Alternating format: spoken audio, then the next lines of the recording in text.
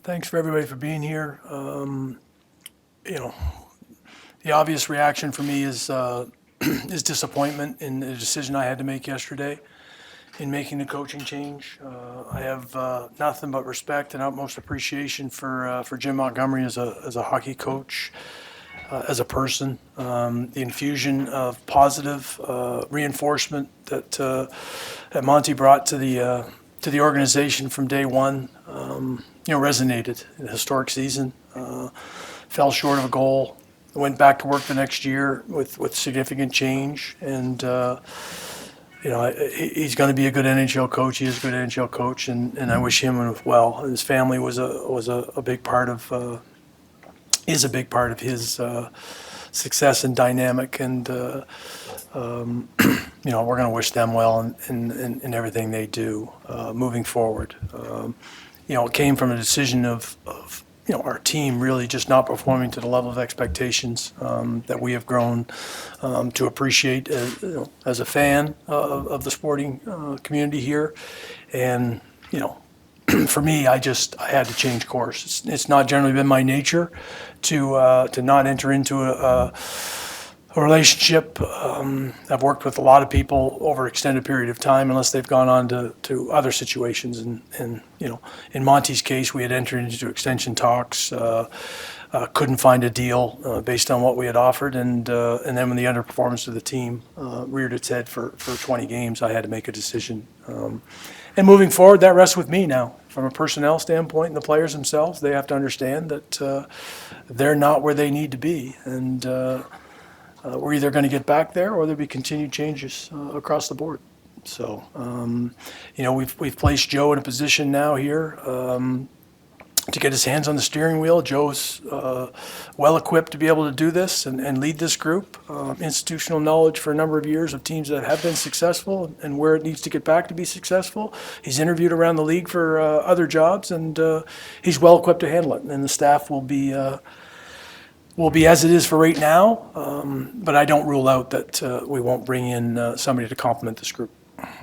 Donnie, the Bruins' struggles, seem right now, seems pretty wide-ranging when you look at the stats and the performance in all these areas.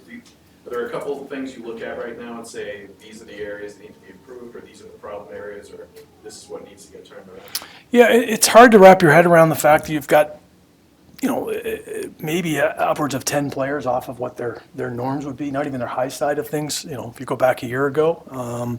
So that's concerning, and that's been part of this, especially teams, which has been a pretty strong staple of our organization for a number of years, and they're well underwater, and we have to get back to address it. A lot of the same personnel, so that's a little confusing at times to realize that we're not executing what the pre-scout is going to be, and that again falls back on the players in a lot of ways. The 5-on-5 and the expected, how we look at things and what we're generating, it puts a lot of pressure on your team when you're not tight, especially teams-wise. We've taken way too many penalties, so we've been undisciplined in that regard. We're putting a lot of pressure, on that part of our game. We've looked at outside of a couple of games, be it Carolina and Dallas, where our expected stuff in the generation, even the other night in the first period, we make some colossal mistakes, but we should have probably scored in some situations we haven't finished. And that needs to come back online to have success, but you can't put the undue pressure on your 5-on-5 to be the lion's share of how you're going to result every night. You couple that with where our goaltending was last year versus, the up and down a little bit in the performance level there. It's team wide, and that's where it's confounding to me. And looking at every little area of our group that we need to be better from structure on out, and just we need to make sure our players understand that that's not the standard. And so we're gonna go to work on it. A lot of underperformances across the board here from all players, but the two big ticket items that you brought in, Lindholm and Zadorov, is there a concern that they're not a good fit here? No, I don't think there's a concern they're not a good fit. They have not played to the level we expected them to, but again, you pointed out it's pretty widespread. In Elias's case, he missed a lot of camp, so it didn't develop some chemistry with who we envisioned him playing, and then they got off to a rough start and haven't, so we bounced it around. They found a little bit more traction in terms of where their positionings are now, and Zach and Pasternak played together, Brad and Elias, but it's not translating to the results we want. So it needs to be better. He's acknowledged that publicly. It needs to be better. Is there a transitional phase that all players go to come here? Yes, but that time's over with. Well past, as a matter of fact, especially with established players in the league. And Elias, Nikita, we want another level from him as well. He showed pockets of it, but he got off to a tough start with taking too many penalties and putting himself in that, trying to be an aggressive player and bring what the identity of what's been described as and find himself in the box. And now all of a sudden you're playing a little more tentatively, and we need him to reassert himself. Obviously, with the pressure of Hampus being injured now, the microscope falls there. Yeah, they need to be better. They've admitted that, and they will. But from a fit standpoint, the identification that those were players that would help us, I'm not second-guessing where they are right now. I'm second-guessing the performance of them and our group. Why? What is your theory behind why it's such a broad cluster of players that are underperforming? Well, if I had that complete answer for you, I'd give it to you today. I do, again, in Brad's case, I can go piece by piece. In Brad's case, he clearly missed camp and had some things he had to get cleaned up. David didn't have a very good training camp as well. Might not have had the offseason he wanted. Again, I don't want to be too specific and too critical on any one singular player. I just felt our camp was just flatline across the board. And to me, that was the first troubling sign. Now, again, people coming in on it, but we were flat all the way through training camp. Whether or not they thought it was going to be easy and the guys that had really good last year, would come out and that it would just fall in place.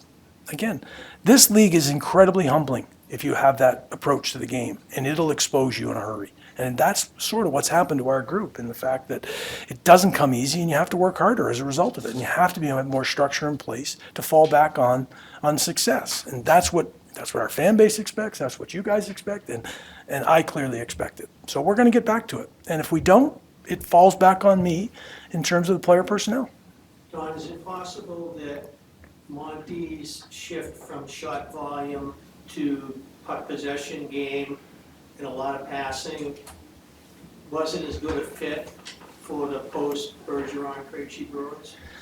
Possibly, in terms of some of the players not being able to execute to that level. When you're underperforming or players are not feeling good about themselves, it's probably going to exacerbate those troubling issues. People will start to say, okay, do you have enough skill to be able to do that? Do you have enough speed to be able to do that? And these are the things that you have to be able to shift. Change is inevitable in the league. You're going to have turnover, and you have to be able to adapt, both from a coaching perspective and from a player perspective.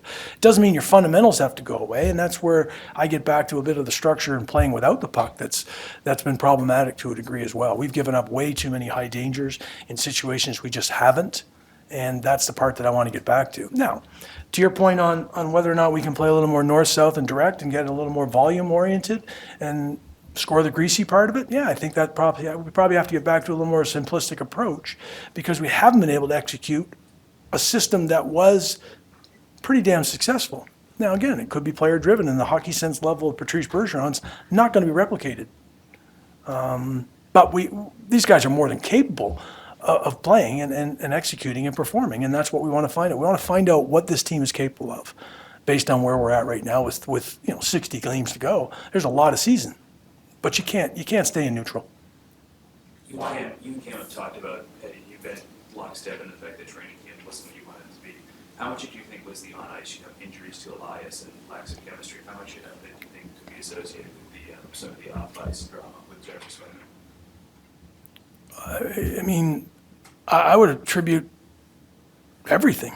It's all in one. There's not any one thing we're going to point to and say, well, this was the sole reason. I think it's all part of it. But it's on the players and it's on the staff to make sure that we're coming out of that and ready to go. And I just don't think as a group we did a good enough job.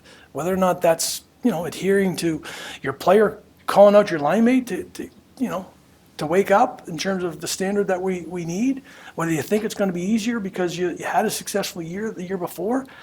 It just doesn't work that way. The league is, as I said earlier, it's humbling.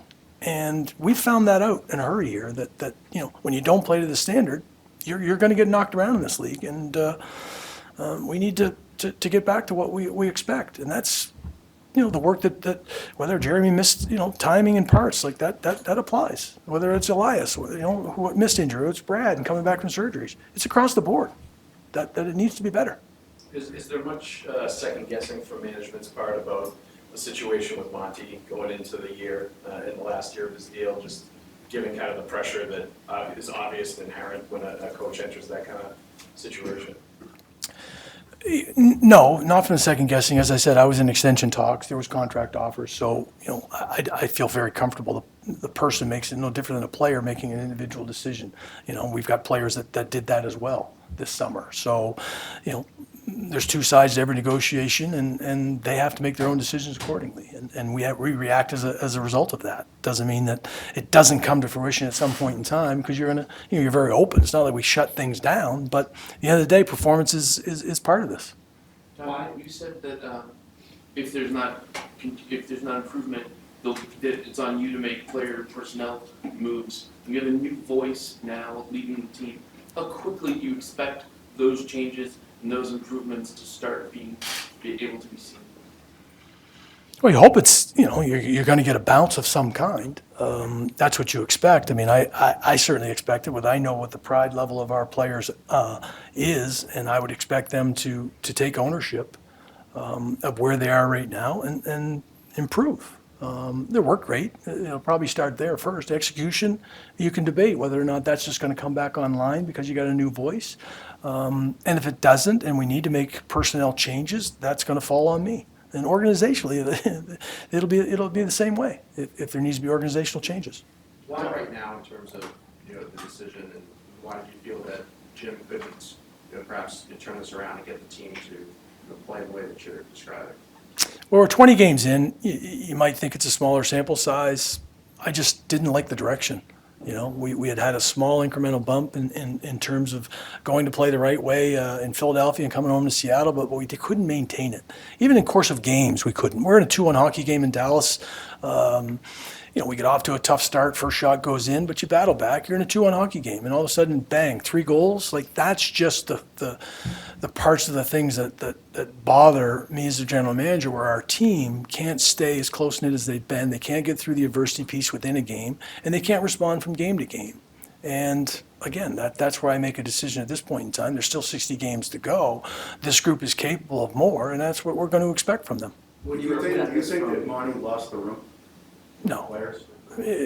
You can't say that Monty came in and made a positive influence, a connection with players for 2+ seasons, and then turn around and say they just tuned them out. They haven't performed at the level they need to, and that's as simplistic as I say. Monty's a good coach. His communication skills are outstanding, but it wasn't for whatever reason translating into the results from the player side thing. When you're evaluating the coach, how much does the penalty issue play into, just looking at the coach and the job he's done, just based on the penalties this year, but also maybe going back to last year, too many ice penalties, and there was a lot of penalties last year as well during the regular season. Yeah, you're right. We've struggled in that regard, and a lot of times it is. I mean, the penalties that are occurring, there's some carelessness to their, whether or not they're struggling, whether or not they're frustrated.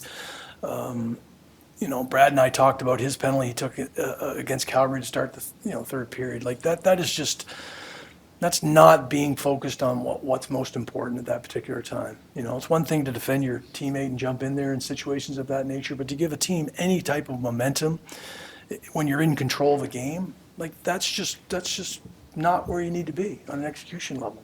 And he knew it. But it allows the other team to get some momentum. And there's too often that we've done that. And you're playing uphill as a result. You can't be on the path. You can't take this many penalties and expect to have success, because it's going to bleed in. Now your players that are playing in those roles, and it's sometimes on both sides of the equation, they're just taxed. And then you all turn around and say, well, why aren't we, producing 5-on-5? There's a trickle-down effect associated with that, and it just puts too much pressure on your club. So, whether that's coaching, whether that's communication, whether that's player-driven, I think it's all of the above from the standpoint of being more disciplined. How is Joe different? How is Joe style-wise different? Joe's not. Monty's a really personable guy, and Joe's very direct, very simplistic in terms of how he's going to explain things. I might not get into the weeds quite as much. on a personal level, but he cares. He's been around here. He's got established relationships with each and every one of them. He's got trust with the players. The voice and having to be a little bit more of the having the bark and bringing it, that's going to be a challenge, because you've had a different relationship with these guys. But at the end of the day, change is hard, but sometimes it's necessary, and Joe will have to adapt to that. Tom, this is now two good coaches out in the last few years, two different styles, approaches. What kind of coach does this group need? Well, I think Joe will bring a lot to the table. It's a combination having worked with both of those two successful coaches. So I think he'll be able to blend some of that with his own personality and his own style. He knows what he wants to do to tighten things up, and it's going to be up to him to go out and effectuate that change. Do you think this roster is a top contender? Well, we got to take baby steps. We have to get back to playing the way we're capable of playing and find out whether or not we can challenge the elite teams in this league. We've been there. I've been on the other side of where people have asked us in terms of where we are as being one of the upper echelon teams, and we got to work our way back there. It's got to start in that before you can hope. You got to build, and we have some work to do. Did you have to hear a vision from Joe before you named him the interim, or did you, when you were making the decision to let Jim go, did you have a feel right away that Joe was going to be the guy that you turned to? No, my feeling right away was Joe was the guy I was going to lean to. Now, again, I haven't ruled out bringing somebody to complement the group at this stage. I just ruled out that I wasn't going to go out and do a coaching search right now and place somebody in that spot. When you say somebody to complement the group, what are you looking for in that area? Well, we're one less coach, and when we added Jay to the staff, we felt that we were in a position to spread things around. Now, again, they've also talked about flipping things around from a penalty killing power play because, again, we haven't performed at that level. But we're one less, and that puts a lot of strain, or can put strain on the coaching staff. They went through that last year. We felt we would complement by bringing in Jay. So I have to evaluate. I have to sit with Joe and know that the things that he was doing, he's got to leave behind some of that stuff and take on other duties. And there's some stress associated with that. And I want to make sure that I find a person that would balance that out a little bit. Tom, kind of similar to what Scott said, 2 coaching changes in 2 years. Back in the summer, Charlie Jacobs gave you guys the utmost, the strong vote of confidence. He sent the 3 guys next to me. Montgomery was one of those 3 guys. Was there any message that they gave to you upon making this change, support or any sort of notice that, there's been 3 coaches now in 7 years? We're always on notice. The results are in this business that's just what you accept. When you take the job, you know that you're on notice. And when you make recommended changes, they could say no, and you might be the change. So you face that. You make decisions based on your experience level and what you need to do for your hockey club, and that's how I do the job. I'm appreciative that in this case that they still let me make that decision. I'm disappointed that it wasn't, moving forward with Monty in a lot of ways. As I said, when I go to invest with people and work with people and have respect for people, that's what I want to continue to do. That was my mindset heading in. But in evaluating where this team is at in the performance level, I had to make a different decision. How did you interpret the extended pockets of the execution, the passes, the puck fumbles? This was consistent throughout this 20-game stretch. So when you see that signals what to you? I think it still goes back to training camp and being able to execute with your group, but it's translated into elite players that had a lot of success in the National Hockey League. And you look at our power play and the top guys, there's 4 of them that are back. They just haven't been able to execute to the level. You start to worry about regression in this business and whether or not it's going to come back to normalize. I still believe in the players themselves being able to work their way back to that level. And that's going to be determined. But it does start right from day one in camp and all the way through practices and how you hold yourself to a standard that we need to do a better job of. It's always been part of this organization since I've been a part. When we were bad during my time as a player, we had gotten away from it, and there was a redirection and refocus on getting back to that level and being a hard out. The bottom line is we're not a hard out right now. We're self-destructing at periods of time. We need to be a harder out. And that's a testament to what the fan base expects. There were more veterans in the room, guys who maybe have been leaders elsewhere last year. Was there a concern, is there now a concern that maybe that's lacking right now? Well, I think that the players themselves will acknowledge they need to do a better job in pretty much every area. From the standpoint of execution, I would think the leaders of our team will acknowledge that, yeah, they need to get out in front and make sure they're better and held accountable, and that will trickle down. That's how it was passed down. Change is inevitable, and players are going to retire and move on. And the next wave that you worry about, are they ready to take that mantle? You won't know until you're going through it. Brad did a fantastic job last year. He's the same person this year. He's, it hasn't been as healthy as he wanted to be to start the season, and it's trickled into, maybe his execution and play. But you have to lead the same way. And that's the expectation of, whether you're wearing an A or whether or not you've been brought to it from another team and you've been a leader in that situation, it has to translate. You have to feel comfortable in your own skin to call out the new teammate and do the things that's required to keep your team at the highest level.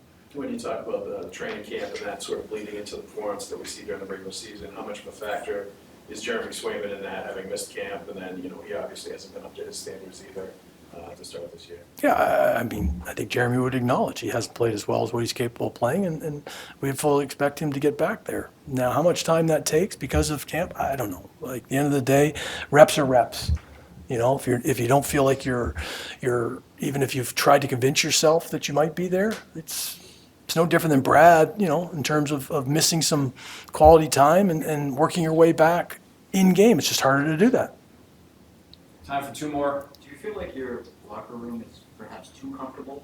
A lot of guys with long-term deals, a lot of guys with no movement clauses. Is that a concern with the way they're playing right now?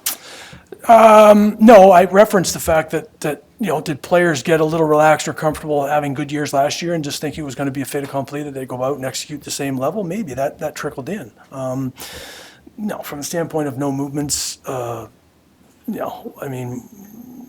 players that had no movements, players that had no trades, they've moved around this league, and that'll continue to do so. We're going to identify the guys that love being here, love representing the Boston Bruins, and if they don't, then I will make some changes as a result of that, and performance will drive it. But no, I'm not concerned about that.